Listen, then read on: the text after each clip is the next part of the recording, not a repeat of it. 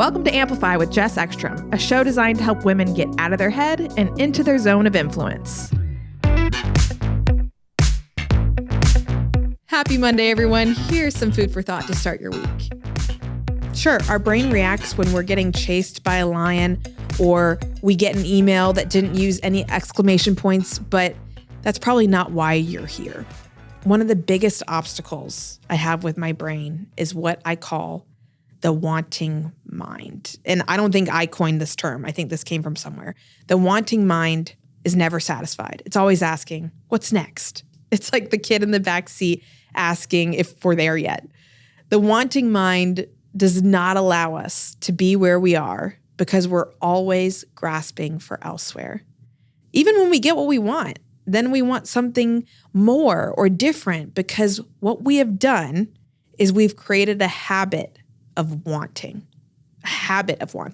Just like you can form a habit of eating a little sweet treat after dinner, which I have done. My day is not complete without chocolate.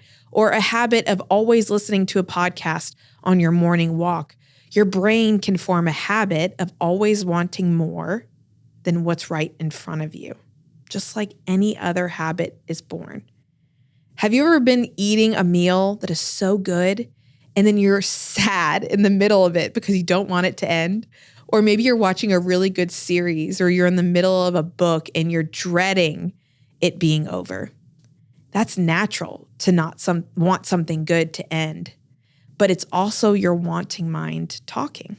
Because the reality is, you'd probably enjoy that dish of pasta more if you weren't counting the noodles that are left and wondering when you'll get it again. It's the same with our lives and our career. It's hard to enjoy it and feel fulfilled in the present while feeling like there are so many boxes left to be checked. But both can be true.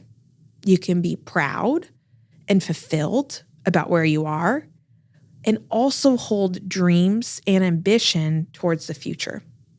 One way I check myself on this is by asking the question, do you remember when you wanted what you currently have? Do you remember when you wanted what you currently have? Maybe it's something in your job. Maybe it's something in your home. Maybe it's something in your relationships.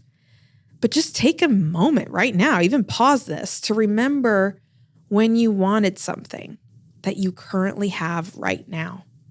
Because the wanting mind encourages us to breeze past any accomplishments and stay focused on what hasn't been checked off yet. But that is a recipe for burnout and disappointment. Trust me on this one. I have been there. Because remember, anxiety about the future and dwelling about the past all happen in the present. Our anxious mind can't change the past, and our wanting mind can't change the future. All we have is right now, in this very moment. So I'll leave you with this. Both optimism and anxiety require us to think about something that hasn't happened yet. So if we have the ability to worry about the future, it also means we have that same ability to imagine a better one. Thanks for listening to Amplify. If you are a fan of the show, show us some podcast love by giving us a rating and review. And give us a follow at Mic Drop Workshop and at Jess Ekstrom. Coming up on Amplify.